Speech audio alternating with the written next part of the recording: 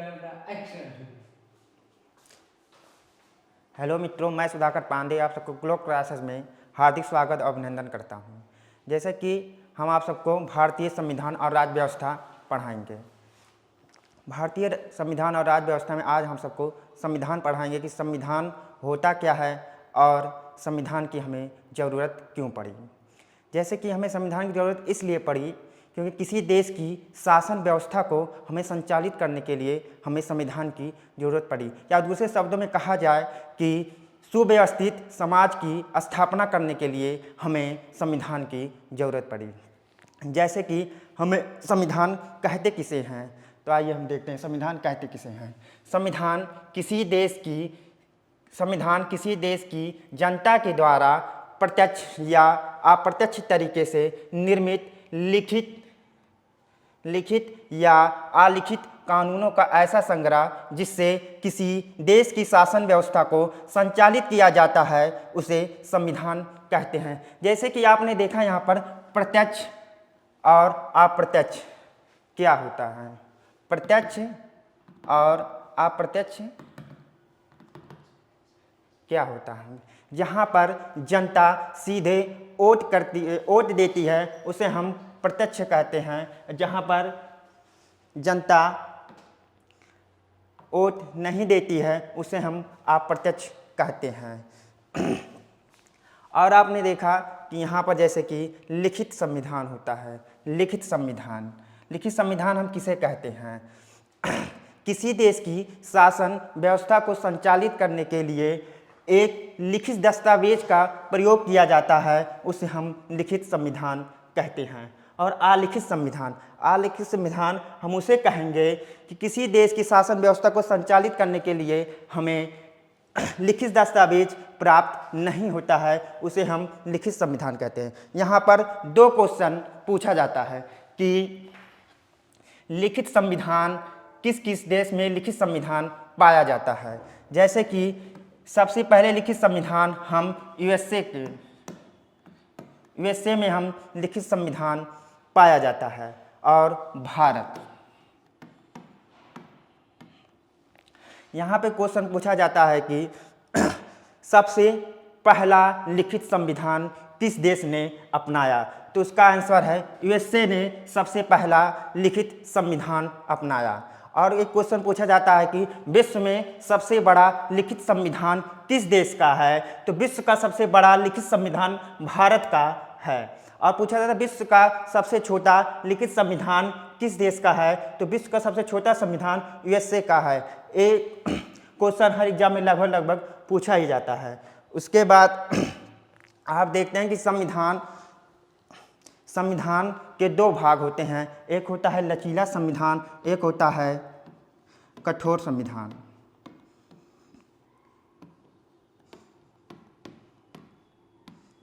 जहाँ पर संविधान संशोधन आसानी तरीके से हो जाए उसे हम लचीला संविधान कहते हैं। जैसे कि जहाँ पर संविधान संशोधन सामान्य विधेयक से पारित होता है उसे हम लचीला संविधान कहते हैं। जैसे भारत के संदर्भ में हम कहें कि भारत के संसद में दो सदन है, एक लोकसभा है एक राज्यसभा है। अगर लोकसभा में उपस्थित सदस्यों की संख्या 30 है, अगर उसमें से 16 सदस्यों ने पारित कर दिया विधेयक तो जाएगा राज्यसभा में। अगर राज्यसभा में उपस्थित सदस्यों की संख्या 25 है तो उसमें 13 सदस्यों ने अगर पारित कर दिया तो राष्ट्रपति के पास जाएगा। अगर राष्ट्रपति ने उस पर सिग्नेचर कर दिया तो बहुमत पारित माना जाएगा। अब कठोर संविधान हम किसे कहते हैं। ऐसा संविधान जहाँ पर संविधान संशोधन आसानी तरीके से ना हो उसे हम कठोर संविधान कहेंगे। कठोर संविधान कहेंगे। जैसे कि भारत के संदर्भ में कहा जाए कि सब कठोर संविधान के बारे में, तो लोकसभा और राज्यसभा दो है। और लोकसभा में आपको कुल सदस्य संख्या का 2/3 बहुमत से पारित होना चाहिए। उसके बाद वो राज्यसभा में जाएगा, राज्यसभा से भी इसे 2/3 बहुमत से पास होना चाहिए। उसके बाद ये राष्ट्रपति के पास जाएगा तो संविधान संशोधन माना जाएगा। कुछ संदर्भों में देखा जाए कि संविधान संशोधन करने के लिए हमें आधे राज्यों से अधिक राज्यों से भी पारित करना पड़ता है संविधान संशोधन करने के लिए। यहाँ पे भी कुछ क्वेश्चन पूछा जाता है कि लचीला संविधान किस देश ने अपनाया है। तो ब्रिटेन का संविधान लचीला संविधान है और कठोर संविधान जो होता है ये यूएसए का सबसे कठोर संविधान यूएसए का है। उसके बाद भारत का सबसे कठोर संविधान है। भारत में अगर संदर्भों में कहा जाए तो भारत में लचीला और कठोर दोनों संविधान पाया जाता है। कहीं कुछ संदर्भ में भारत के संविधान में सामान्य बहुमत से भी विधेयक पारित करके उसे संविधान संशोधन कहा जाता है, जैसे कि अनुच्छेद 2 और 3 में सामान्य बहुमत से पारित होता है। और कठोर संविधान भी संदर्भों में भारत के अनुच्छेद में देखा जाता है। 368 के तहत जो भी संविधान संशोधन किए जाएंगे उसे हम कठोर संविधान कहते हैं भारत के संदर्भों में। उसके बाद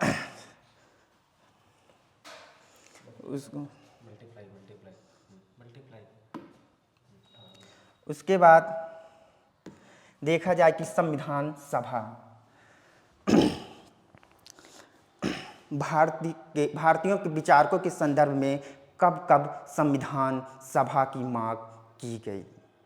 सबसे पहले संविधान सभा की मांग करने वाले हमारे बाल गंगाधर तिलक जी हैं। इन्होंने सबसे पहले भारत में सर्वप्रथम 1895 में बाल गंगाधर तिलक ने गृह स्वराज्य, इनकी एक पत्रिका आती थी गृह स्वराज्य विधेयक के माध्यम से संविधान सभा के गठन की मांग की गई। एक क्वेश्चन यहाँ पे पूछा जाता है कि संविधान सभा की सबसे पहले मांग किसने की, तो आंसर है बाल गंगाधर तिलक ने। सन 1922 में महात्मा गांधी ने यंग पत्रिका के एक लेख में कहा कि भारत का संविधान भारतीयों की इच्छा के अनुसार निर्मित होगा। ये भी क्वेश्चन पूछा गया है। सन 1924 में मोतीलाल नेहरू के द्वारा ब्रिटेन की संसद में जाकर भारत में संविधान सभा की गठन की मांग की गई थी। उसके बाद 10 अगस्त 1928 को नेहरू रिपोर्ट पेश की गई। नेहरू रिपोर्ट को ही भारतीय संविधान का ब्लूप्रिंट कहा जाता है। 1924 में स्वराज दल मोतीलाल नेहरू द्वारा ही स्थापित किया गया था। स्वराज दल के द्वारा ही संविधान सभा के गठन की मांग की गई। स्वराज दल की स्थापना 23 जनवरी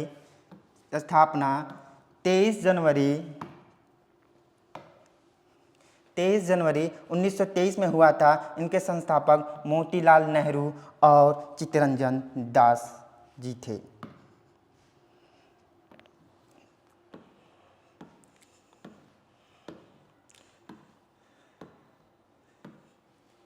सबसे इम्पॉर्टेंट क्वेश्चन यहाँ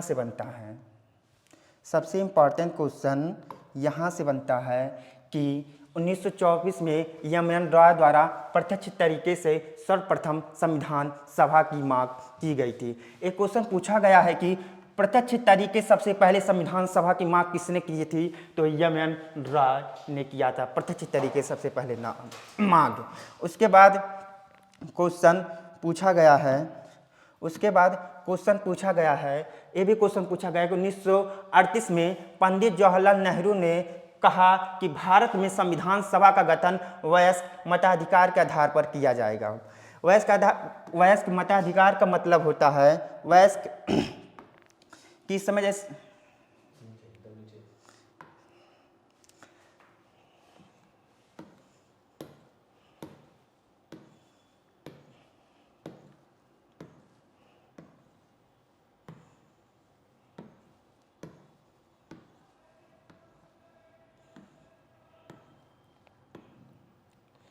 इस समय जैसे हम सबको वोट देना है तो वयस्क होने के लिए हमें 18 साल चाहिए, तो उन्होंने इसका सबसे पहले कहा कि जो वयस्क मताधिकार के आधार पर संविधान सभा का गठन करना चाहिए।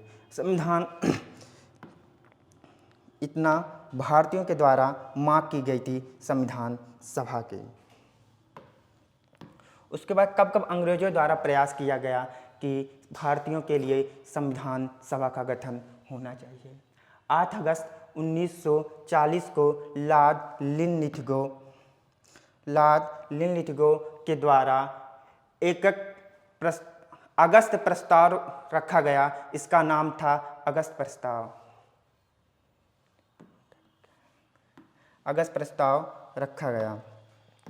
उसके बाद अगस्त प्रस्ताव था का संविधान सभा का गठन किया जाएगा, जिसमें उन्हीं लोगों को शामिल किया जाएगा भारत के जो राष्ट्रीय जीवन से जुड़े। ये राष्ट्रीय जीवन से जुड़े हुए इसका क्या मतलब है?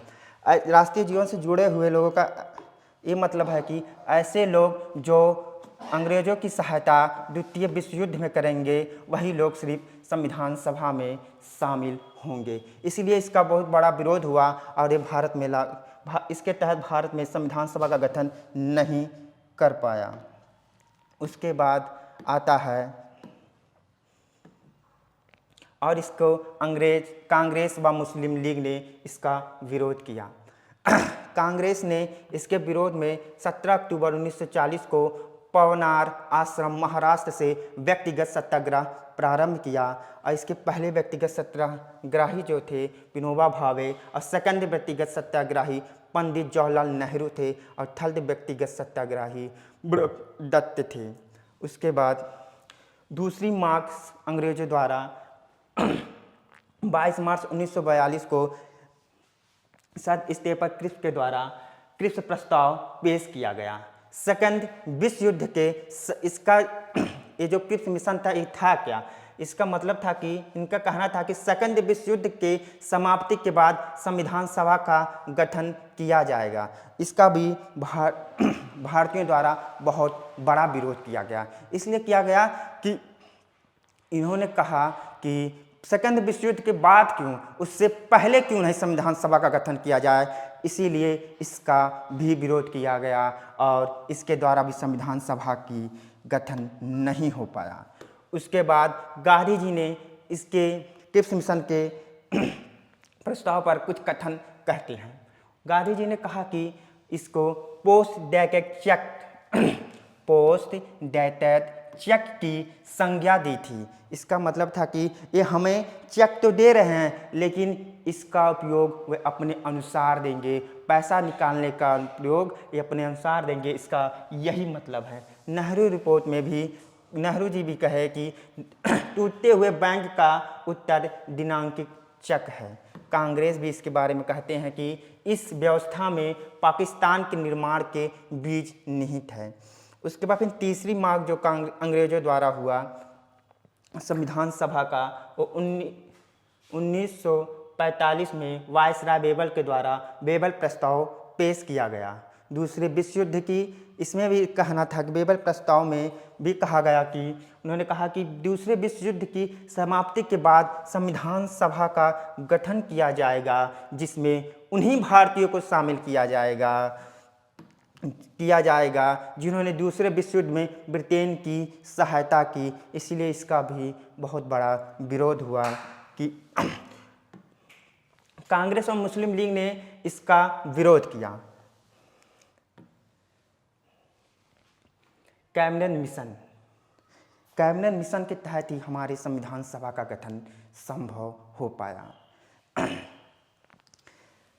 दूसरे विश्व युद्ध की समाप्ति के बाद ब्रिटेन में चुनाव करवाए गए। चुनाव में सत्ता का परिवर्तन हो गया। उस समय ब्रिटेन का प्रधानमंत्री चर्चिल था। चर्चिल कभी नहीं चाहता था कि भारतीयों के लिए संविधान सभा का गठन किया जाए। इसीलिए उस समय इंग्लैंड में चुनाव हुआ और सत्ता परिवर्तन हो गया। ब्रिटेन का प्रधानमंत्री क्लीमेट एटली बन जाता है। लेबर पार्टी का सरकार थे ये। एटली जो थे ये लेबर पार्टी के सरकार थे। उसके बाद एटली ने 14 मार्च 1946 को ब्रिटेन की संसद में घोषणा करते हुए कहा कि भारत को अतिशीघ्र स्वतंत्र कर दिया जाएगा कैबिनेट मिशन संविधान गठन करने के लिए 24 मार्च 1946 को भारत पहुंच जाता है। भारत में कैबिनेट मिशन के तहत